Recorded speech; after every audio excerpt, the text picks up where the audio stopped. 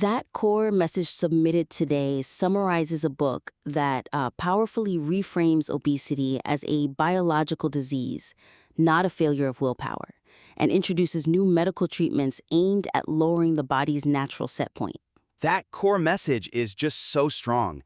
The complete shift from moral failure to biological reality. It's an immensely compelling foundation. It really is. So, given that strength, let's just jump right in. How can we sharpen the language and structure to really maximize reader trust and the impact of this, transformative message? Okay, let's start with the scope of the claims. The material effectively communicates the transformative potential of these new treatments, but the scope of the related health benefits, I think it might benefit from a more precise context to maintain that crucial sense of credibility. Right. And that's so key. When you're dealing with scientific breakthroughs, especially ones with this much global attention, the balance between excitement and rigorous grounding is everything. Exactly. The weakness here, it really surfaces when the summary makes this very broad and dramatic claim that the research offers significant implications for the, and I'm quoting, prevention and reversal of hundreds of related diseases. That word, hundreds. It's a lot. And while, it's likely biologically accurate, obesity is an inflammatory driver for so many conditions, stating it like that without immediate proof, it just risks sounding hyperbolic. It really does. That word hundreds, it can almost act as a trigger for a reader's skepticism, It makes you lean back a little instead of leaning in. The sheer scale of it, it can almost overshadow the evidence for a second. That's it. So we need to anchor that claim immediately. To ensure robustness and maintain that trust, this ambitious claim needs to be grounded with a specific example, or maybe the generality should be tempered just a little. So what are the strategic options there? I mean, do we have to sacrifice the scope to gain that credibility? Or is there a way to, validate it? We can definitely validate it. I think one strong option is to focus the claim by explicitly linking the treatment to highly recognizable comorbidities. Oh, sure. Conditions that everyone already understands are connected to weight, like type 2 diabetes or cardiovascular risk factors. That's powerful because you're using something familiar, like diabetes reversal, to illustrate the bigger, more unfamiliar concept of reversing hundreds of conditions. It connects the abstract potential back to a person's real life. Precisely. So to make that actionable, you could reframe the language right in that section to emphasize the direct mechanism. For instance, you could say, the research provides the key to impacting the insulin resistance and chronic inflammation that underlie those hundreds of diseases. And then pivot right to the examples. Exactly. Pivot right to type 2 diabetes and blood pressure.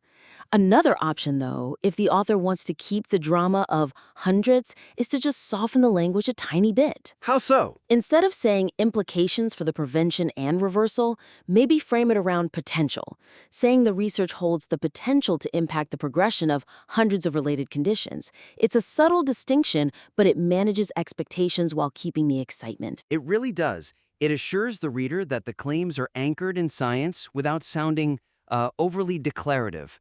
The key here is calibration, really. Yes. We want the audience to lean into the hope, not step back to question the promise. Okay, that makes perfect sense. And speaking of setting expectations, that brings us to the second critique. It's about integrating the practical reality of chronic management into the emotional narrative of liberation. Right, because that emotional narrative of healing, of freedom from food noise, is so intensely engaging. It is. It's so powerful. It sets up this journey of healing with self-compassion, devoid of the shame and blame. But then the separate mention of strategies to optimize health and manage side effects feels Detached. detached, exactly. It feels almost like a compliance bullet point that was added later on. And why is that separation structurally risky? Well, it risks minimizing the reality that this biological freedom is an active, managed process.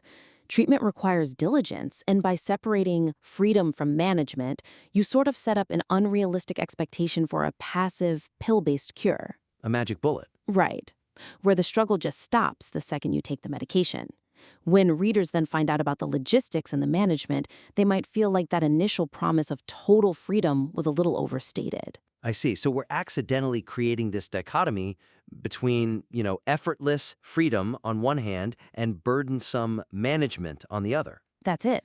The solution then has to be integrating them. We need to apply that core theme of self-compassion directly to the management process itself. Exactly. We need to integrate the concept of managing side effects and optimizing health directly into the language of self-compassion and freedom. Reinforce that this new path isn't just passive medication use, but an active, empowered journey. The material itself even gives you the perfect pivot point for that. It mentions Oprah learning how our bodies work with us and also against us. That feels like the perfect moment to introduce the reality of management. It is. It's the ideal place. But I wonder, is there a risk that framing practical medical logistics like insurance, costs, side effects as self-care, does that risk minimizing the very real burden of chronic medication? We don't want to sound dismissive. That's a really important check on the tone. And no, the suggestion isn't to say that it's easy. It's to frame the act of management as an act of self-compassion. So it aligns with the book's central philosophy. Yes. Instead of being a hassle, it's positioned as the very framework for sustaining this newfound freedom. So can you give me a concrete example? How would the language in the summary actually change? Sure. When describing this new freedom, you could specify that the strategies Dr. Jastreboff describes are the framework for this new self-care. For instance, the summary could clarify that navigating potential side effects is an essential component of the compassionate understanding that our bodies work with us, but sometimes need our support. So optimizing your health is the new freedom from that shame-based battle. It's not a separate complication. That's it. So the battle just shifts. It's no longer willpower versus biology. It's now this intentional, scientifically supported self-management. That feels much more robust and honest. It's about setting realistic, yet still very hopeful, expectations from page 1. Okay. That leads us nicely into the final point, which is all about maximizing the synergy of this specific author pairing. Right. We've established the strength of the content, but the summary really needs to sell the authority of the collaboration itself. I agree.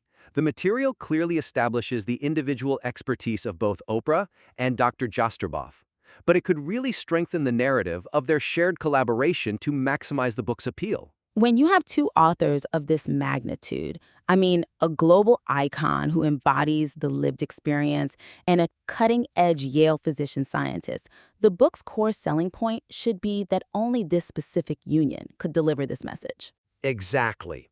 Right now, it mentions the book emerged from conversations and lists their credentials separately, but it doesn't explicitly define the unique synthesis created by the partnership. It feels like two parallel narratives. It slightly diminishes the unique value. Yeah, there's an assumption that the reader will just automatically see how Oprah's decades of experience and Dr. Jastroff's clinical data merge together. We need to spell that out. The suggestion here is to explicitly synthesize their roles early on, to find how their combined expertise makes the book this unparalleled tool. We need to articulate why this collaboration is so necessary for this topic. And it's so vital for obesity, a topic steeped in shame. Pure science, it often fails to penetrate that emotional barrier. And a pure memoir lacks a clinical authority to transform behavior on a global scale. But this book is positioned to do both. It is. The material even says, when science meets empathy, real healing becomes possible. We just need to structure the summary to demonstrate how that fusion happens with these specific authors. So how do we make that synergy crystal clear in the summary? We could highlight the explicit contrast, but also the unity of their roles. Oprah provides the connection, the platform to address the societal shame. She carries the emotional weight of this experience for millions. And Dr. Jastreboff provides the scientific validation that obesity is a disease and the evidence-based pathway out. Yes. That framing immediately elevates the value proposition. It shifts the book from being a medical guide with a celebrity endorsement to a holistic healing experience. One that combines the emotional liberation of lived experience with the clinical authority of the most current science. We could suggest framing the book as the fusion of this global voice of enduring struggle with rigorous, groundbreaking research. Make it clear that the specific healing discussed in the book only becomes possible when this particular pairing illuminates the path. That's it. It's about the fusion of their two voices. It locks in the book's unique angle and market originality. So those are the three key opportunities.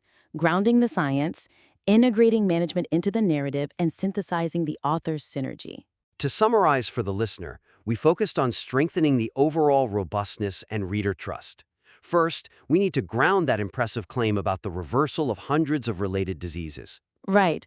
Validate that scientific scope by linking the treatment mechanism directly to highly visible comorbidities, like type 2 diabetes, to avoid sounding hyperbolic. Second, we identified that opportunity to integrate practical medical management into the emotional narrative of freedom. The strategies to optimize health need to be framed as part of the new self-compassion, not a separate complication. It's about setting realistic expectations for an active, managed journey. And finally, strengthening that explicit synergy between the authors. The synthesis of Oprah's lived experience and Dr. Jastreboff's clinical science needs to be defined as the core reason this book is uniquely positioned to redefine the weight narrative. We are really enthusiastic about the core strength of this material. We're confident that applying these suggestions will significantly boost reader trust and maximize the overall impact of the piece. Absolutely. We invite you to apply these revisions and please submit your refined work back in again for a follow-up critique.